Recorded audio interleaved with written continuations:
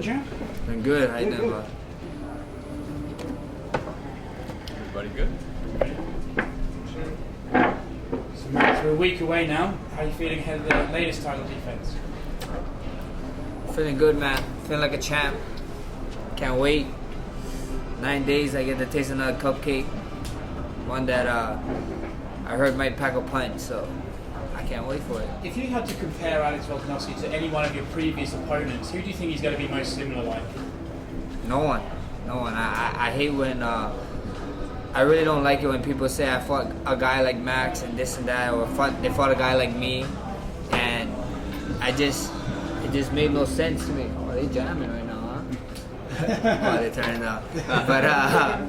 But it makes no sense to me when they compare fighters. They're like, oh yeah, I fought this guy. He kind of does stuff like this, but at the end of the day, it ain't me, you know. And I never fought anybody like Alex, because Alex is the only one, you know. There's only one guy, and that's you. So I just can't wait, you know.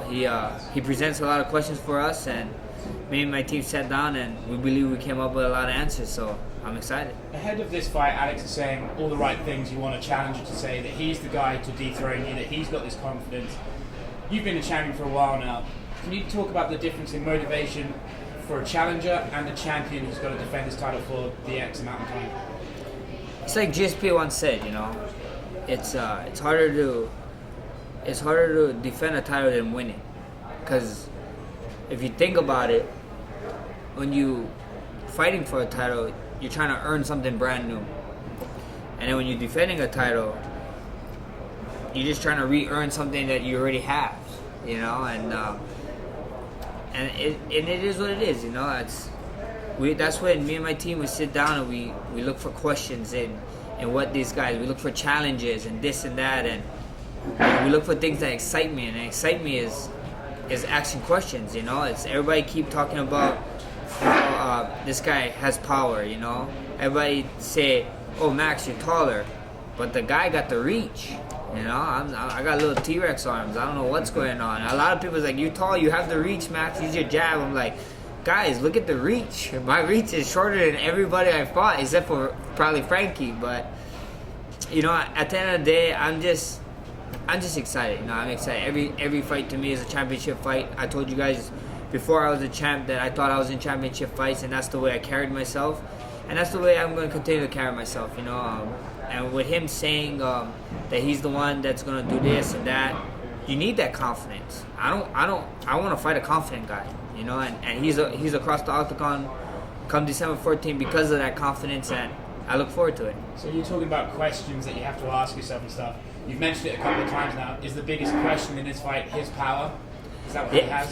His power, his cardio, his strength, his wrestling. Dude is a striker too, so there's a lot of questions, you know, and that's the thing that excites me. That's the thing that get me up. Like, oh yeah, this and that, okay.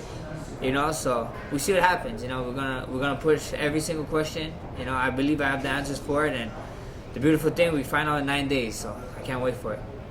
So what are the things you're doing to kind of motivate yourself to get excited, because you have been the champ for a bit now, you have these defenses and you run through some people. So what is getting you excited right now? You know, this is one of the biggest cards of the year. Like I said, if we're not going to UFC Hawaii, I'm bringing UFC Hawaii to the 9th island, and that's Las Vegas, baby. So that's what we plan on doing. You know, it's a huge fight. It's a big fight. I'll tell you guys right now, the crowd there is going to be crazy. You know, the people there is going to be insane. You're probably going to see a bunch of Hawaiian flags going there, marching the streets. So I can't wait. I'm excited for this fight, and it's just.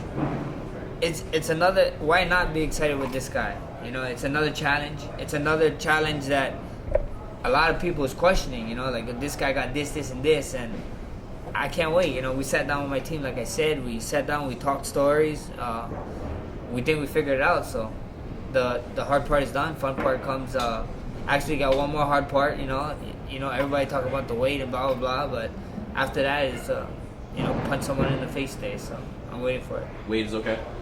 Weight is more than okay. You know, I feel good. I feel great. People keep talking to me about my weight and this and that, but at the end of the day, I always make that 145 limit, and I can't wait. I can't wait to show the world why I'm one of the best in the world, one of the best mixed martial artists, not a 45er, one of the best fighters in the world. So I'm excited. He said at the press conference in New York that, oh, you're a big guy. I'm going to give you the opportunity to go up. I'm going to take your belt and go up to 155. Is going up still something that is on your mind? Yeah, I want to be the best mixed martial artist in the world. And being the best mixed martial artist in the world is not a guy who stays in his weight and dominates his weight. It is someone who's willing to go at whatever weight. So whatever is the best guys, whoever's the best guys in the world, you guys tell me. I got a couple belts I want to fight for. The 55, of course. You got Khabib because he's one of the best guys in the world. The nicest mother lover belt. Stephen Boy Thompson hit me up, and the baddest man on the planet. DC. He's the heavyweight. He was the heavyweight king. I still believe he is the heavyweight king. And at the end of the day, if that's the guys that I need to fight to be the best in the world, that's what we're gonna do. So you can possibly be a two-belt champion, nicest MRFer and baddest MRFer. Maybe you can challenge Masvidal as well. That'd be fun, I like 3 pieces, I like a soda, and I like biscuits. So let me know. Max, with the move up to 155, are you viewing it as you're going to continue at featherweight and then if a right opportunity comes you'll move up, or are you going to look at it as, okay, after this title defense it's time to move up and leave featherweight behind, and you're going to make a drastic change to move up? We see what happens. We see what happens. I don't know. A king defends his throne, and my throne is here at 45. But if there's an opportunity at 55, why not? If it's defending or fighting for belts or whatever, it's not even the belts that intrigue me. It's being the best martial artist in the world that intrigue me. So if the best fighters in the world, whoever you guys think is the best guy, let me fight him. Let me at him. If he just has the belt is just the topping, the cherry on top. So at the end of the day, we see what happens. I'm gonna sit through with my team. First things first, we got Alex. I ain't trying to look too far in the future, and we go from there. Not to look past Alex, but after him, there doesn't seem to be any real clear-cut contender at featherweight. You've got the Korean Zombie who'd probably need another win. Then even Rodriguez, you'd probably think he needs a win. Is there another name after Alex you can see like that's the guy, or is it time to maybe look at 155 for the next fight? It's MMA. It's MMA, man. Every 2 weeks there's a hot fighter. So there's the next one up every 2 weeks. So I ain't too nervous about it. That's not my goal. Ain't to look at guys. Winners focus on winning, and whoever at the bottom of the mountain, they can keep climbing, and that's what they're gonna do. Whoever UFC, we're gonna sit down after this fight. Hopefully everything goes good, and we talk to UFC, and whoever they want to put in front of me, then they will put in front of me. What did you think of the performances of some of the featherweights who've been in big fights, Yair, Sabit, and some of those guys? I didn't really watch them. I didn't get to see some of the fights, but I heard they did really good, and it's really exciting. Like you hear names like Sabit and Yair. Yair is a flashy guy. I love his fighting style. Zabit is the same way. I love his fighting style. So I think those opponents is cool. I think it would be great matchups, great fights. But at the end of the day, I got Alex in front of me. I ain't looking past him at all. Now, we had Tyron Woodley earlier in the year. He talked about, if you ask all of the UFC champions who would be their favorite, he said they'd probably all say Max Holloway. What does that mean to you when you got a guy who was on top for a long time giving you those kind of props? It means a lot. T Wood is a good guy, great human being. A lot of the champions is just nice people. So when you hear guys like this, this is the type of guys that you look up and you model your career after. And I just lost for words. It's more than a nickname. I'm blessed. So we've heard you mention that you've taken a more medical tests after the scare a little while back. Can you give us any detail on what sort of tests you've been taking? I just sit down with my team. Me and my team, we sit down.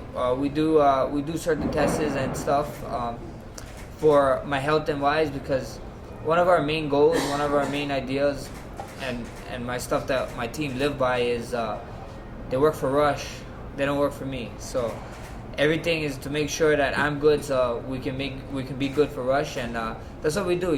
I think so. Recovery and stuff is super important. I mean, look at what LeBron James is doing. He said last year he said that he spent $1.2 million on recovery stuff. Period. So that's what we focus on. We focus on health You know, your health kind of get lost, especially when, like me, I'm trying to fight four times in a year, and I'm just training and this and that. So I got some of the greatest minds in MMA behind me, and they make sure I'm good all around. Just on a personal level, you seem like a guy who's pretty rah-rah, ready for the action whenever. Is it frustrating at all, kind of submitting to when it's time to rest, when it's time to not train, and just kind of sitting down when your coaches tell you so? Yeah, it's crazy, you know. I get into arguments with that man right behind the cameras over there all the time about how I should be doing stuff, you know, especially with training and stuff, and then overtraining. But that's why they're there, you know what I mean? They're with me till the wheels fall off. But their job is to keep the wheels on and turn it nice and squeaky clean. So, you know, I'm super grateful for them, and that's what they got to do. Has that the approach and the increased focus on your health, is that altering strategy-wise what your coaches have you working on? Actually, this is the best I ever felt. This is every camp we learn something new about myself, and I get better every camp. And you guys get to see. You guys go watch my last performances. You know, the last Frankie one was great, and then tune in December 14th. We're going to put on a show. It's going to be an amazing one. Max, you've joked about going all the way up to heavyweight and fighting DC. But realistically, what is the heaviest weight class do you think that you'd be able to compete in and, you know, possibly win a title there? You know, UFC 1, they didn't have weight classes, so heavyweight is definitely there. But, you know, I don't know about holding belts all at one time, this and that, but, you know, nobody really got 3 yet. So 170, I could see myself, you know, I turned 28, you know, I just turned 28. I could see myself maybe going to even getting to 85, being healthy and getting strong there, you know, like, you know, I got 5 more years, 6 more years in the sport. Who knows? I might pull a DC on you guys and fight to 40, you know. I'm sure the guy behind the camera is not shaking his head too well when I say that, but, you know, at the end of the day, that's what it is, you know. I think so I came big. I'm a Polynesian, Hawaiian, Samoan, and I'm probably the smallest Samoan/Hawaiian you guys see. So I think the weight issue, you know, is not a problem. You know, it's just about getting in the gym, getting the weights, and getting actually packing on the muscle. Max, I wanted to ask you about some comments you made in an interview recently. You and Conor McGregor have this sort of weird relationship where you fire little verbal jabs at each other, yeah. but then when things get serious, you're both very supportive of each other. Yeah. How would you describe your dynamic? Conor, that's my boy. You know, we be texting all the time. Oh, yeah. I'm just joking. You know, it's just you know, everybody. I even saw that we was talking about, like, there's a line that you don't cross. You know, and I think some people is misreading what I said. I said there's a line that he didn't cross with me. And then whenever I did something seriously happen with me, you know, with that Ortega stuff long ago, before the first Ortega one that was booked, he was like the first guy asking, like, you know, what is wrong with our champion, you know, and this and that. And then when I was walking to the Frankie Edgar stuff, I was walking in slow because the cameraman was, you need to walk slower. He the one that is like, what is going on?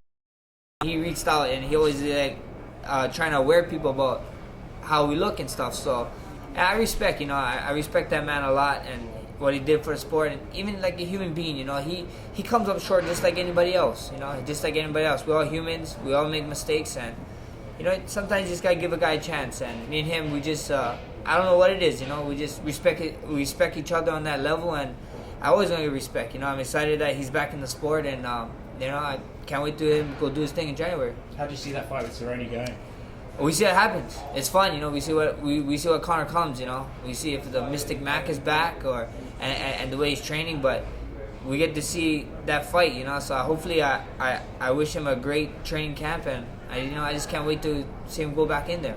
Have you ever talked with Conor, like, one-on-one, away from social media, away from cameras, just you and him? When I fought him, DM or whatever? Not really DM. When I fought him, actually, like. It's funny. It's a funny story. When I fought him, we was standing in line to go do our medicals, and it was me and him, and then he was using this cool high, like, it was like Hawaii shorts. I was like, cool shorts, bro. And he was like, yeah, you like that, eh? He was like, it's a Hawaiian vibe. I was like, that's dope. He's like, yeah, thank you. And then we went out there and we did the face-off, and he like kind of got in my face, so it kind of tripped me out. So I was like, oh wow, it's like this guy can turn it on, you know. So, but it is what it is. That's the only talk I got to talk to him before a fight. Why do you Yes, think he- whiskey. You tweeted out last year, I believe, about going to Ireland with Jameson. Yeah. Were you just teasing him, or were you trying to get the matchmakers to start the fire? I don't know what you're talking about. Jameson is a great whiskey though. Do you think that rematch is destiny? Like it's gonna happen eventually, you and him? Yeah, we see what happens. Like I said, if the Mystic Mac arrive, if he wants to be like what he was a couple years ago when he was the greatest mixed martial artist in the world, and he wants to be the greatest again, I'm sure we're gonna run into each other like that, But because he wants to be. This is another power event. So what are the new things that you and your team did? One of the new things I was doing, I think everybody's catching on that I'm like a T-Rex. I'm tall and I got short reach. Been trying to like stretch a lot more, get my reach a little bit longer. Alex got longer reach than me, so I've been stretching my, doing my stretches a little bit longer, focusing on. Hopefully, we can remeasure for this fight, and hopefully I got to answer something. Is it working? Oh wait, we're about to see. Next week when I check in, I'm like, we're remeasuring this right now. Let's say you beat Alex in this next fight, and there's no other featherweight, especially now with Ortega being out of the fighting industry and Zombie. There's no other featherweight that really stands out for the next challenger. With your goal in mind of being the best MMA fighter in the world, would a fight in another division next be more intriguing against a top contender in one of those divisions rather than someone in featherweight who maybe hasn't done enough to get that shot next? Like I said, we see. First thing first is Alex. And if an opportunity presents itself, I'm not backing down from it. I want to be one of the greatest in this era. As long as I live and as long as I fight, whenever I'm fighting, I want people to talk about like, oh man, he's one of the greats in his time. So that's what I want to do. But first things first. As a handful, and can't be overlooking this guy. Most of the times we see when guys overlook guys, you see what happens. So right now he got my full focus, and Sunday, Monday, whatever day after the fight, if everything go good, I'm gonna sit down with Dana and them, Hunter, and we have that talk. Max, You got. it's inevitable basically in every interview something comes up about your Hawaiian heritage or bringing the UFC to Hawaii. But I'm curious, when it comes to fighting, is there something distinctly Hawaiian about the way you fight? There are these concepts of like aloha, and ohana, and mana. Is there something that's unique to all Hawaiian fighters, or something that you bring that's specifically Hawaiian to the cage? I mean, if you see all the other Hawaiian fighters, it's just aloha. You see it. Most of us is like going to fight week and we're smiling, we're laughing, cracking it up, and when we get in there, we just dogs. It's crazy. I think it is something. It's probably the air. You guys need to come down, hopefully sooner than later. Smell the air, get in the ocean. The water is, right now the waves is kind of big, so stay away from the ocean if you're in Hawaii. But that's just it, At the end of the day, I think Hawaiians is just a little bit different. We just wired a little bit different. Maybe the wiring got crisscrossed or mismatched. I don't know what happened, but we just wired a little bit different. You seem to really be enjoying yourself at the press conference in New York last month, just kind of watching the headliners go back and forth. What's the difference? I mean, you've carried basically the last few cards you've been on as the headliner. Now you get to sit back a little bit as the co-main event and watch these guys, bark and bark and bark. What's the difference, in your role as a co-main event as opposed to in the main event? Not that much. I just get to show up and fight.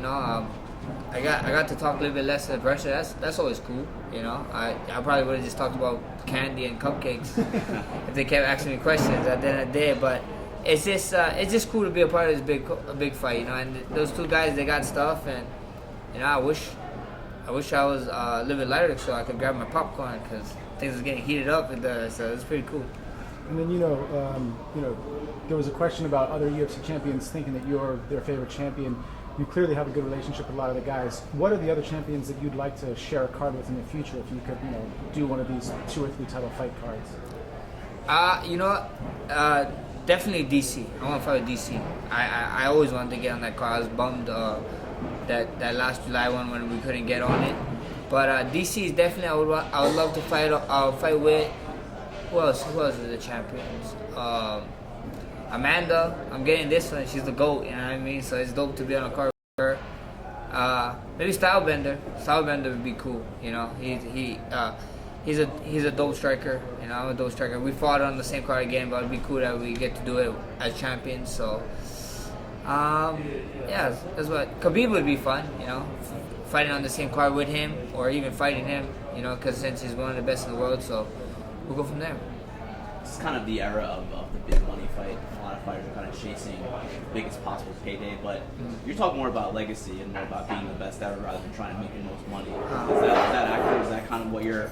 Are those two like parallel things, or are they divergent things? Do you think? I think they're parallel. You know, I think if you become the best ever, you keep fighting, you keep coming, the money comes with it. You know, the sponsor comes with it, everything comes with it.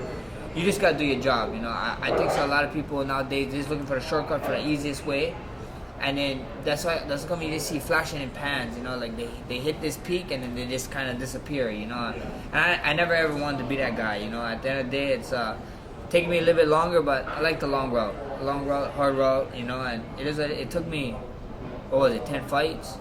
10 fights to get a title fight, and I got a title fight because of DC. So thank you, DC. I always take it for that, you know. I don't know what happened, but you know, I got my intro title fight because of that, and things happen for a reason, you know. At the end of the day, I'm in for a long work. I'm not gonna shy away from hard work, period, anytime. So you let me know what to do. I think you just gotta keep winning fights, and you know the money fights come sooner or later. There are 2 other title fights on your card. Which one are you most looking forward to seeing, and why? I want to see Amanda Nunes and Jermaine. That fight is super exciting, you know. Especially if they both, like, Amanda just been striking lately a lot, and Jermaine's a striker, you know. Jermaine once she knocked out a guy in boxing, so yeah, she did. So it's intriguing. So I want to see that fight for sure. Is there anything special you want for Christmas besides a win? A cupcake the size of this table. That'd be really dope. Check out my YouTube, Max Bless Holloway. We're probably gonna do something after that. A cupcake this big, I'll be eating it. We're gonna put gold flakes on it, so it's gonna be awesome. I mean, if it's Vegas, so you can probably find one. 100%. So another fight that is drawing a lot of attention on this card is Jose Aldo dropping the bantamweight to fight Marlon Moraes. What were your initial thoughts when that was announced? You know, somebody you've stood in against dropping that much weight to get to 135. I was like, thank God I don't have to face him again. You know, that guy's a beast. He's strong, and I was kind of blown away at first. I was like, oh, he's gonna make 35, you know, and it's possible, you know. He's just changing your diet and this and that. So I wish nothing but the best for him, you know. But we see what happens. I'm excited. He's fighting. In my eyes, it's like fighting a clone. Him and Marlon is like the same, you know what I mean? And they're Brazilian, and they're both Brazilian. So I'm excited for that fight. So I can't wait to watch that fight too. You just mentioned that, you know, when you fought Pettis essentially for the interim title, you said, you know, thanks to DC because he dropped out of that fight. Were you and DC actually close before that, or is that some kind of experience that brought you guys together? No, me and DC wasn't close before that at all. Like we kind of talked here and there, this and that, but like after that we kind of talked more, and then what got us close is that he invited me out to when he was doing the Ultimate Fighter, and I got to spend like a week with him. I think 5 days with him. And we came real close. That guy, he doesn't let it. He just tease you. You know, you watch any video, he teases everybody. So I love that guy. You know, that's my kind of thing. You know, growing up with friends and all my friends, we always give each other a hard time, and it's just good. You know, it's just it's a crazy friendship. When we see, you know, embeddeds or on Fight Week, you have a huge team with you. You know, all the guys focused on you. You do a lot of activities. We see all that stuff. What about the guys that don't make the trip to the fights, the team back home? How much bigger is the sort of the training group back at home? And are there other guys that, you know, you wish you could bring out on the road as well? It's huge. I wish I could bring everybody, you know. I ain't making that DC money yet. So, DC, let me know the secrets so I can bring out everybody.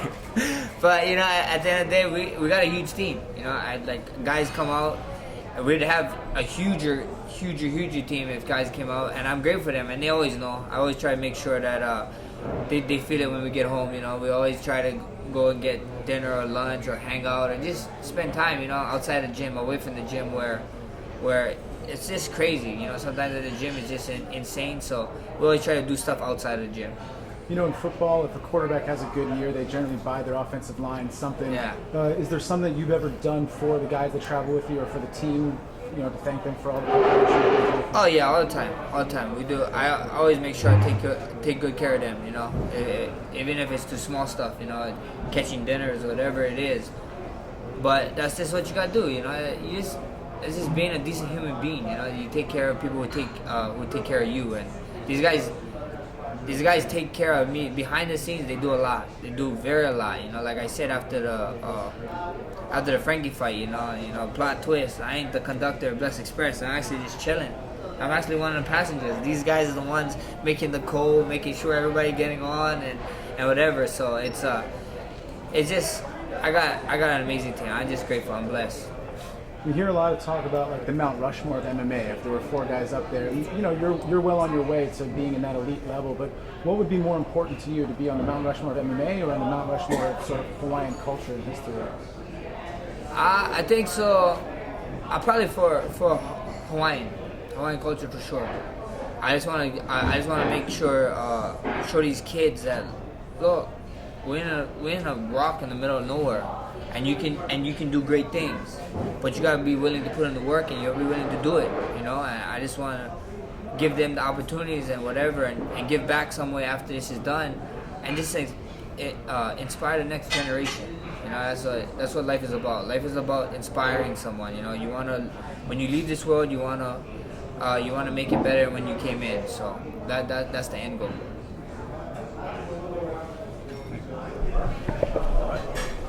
Thanks, guys. Thank you guys. Do you have a quick picture of your belt here? Yeah.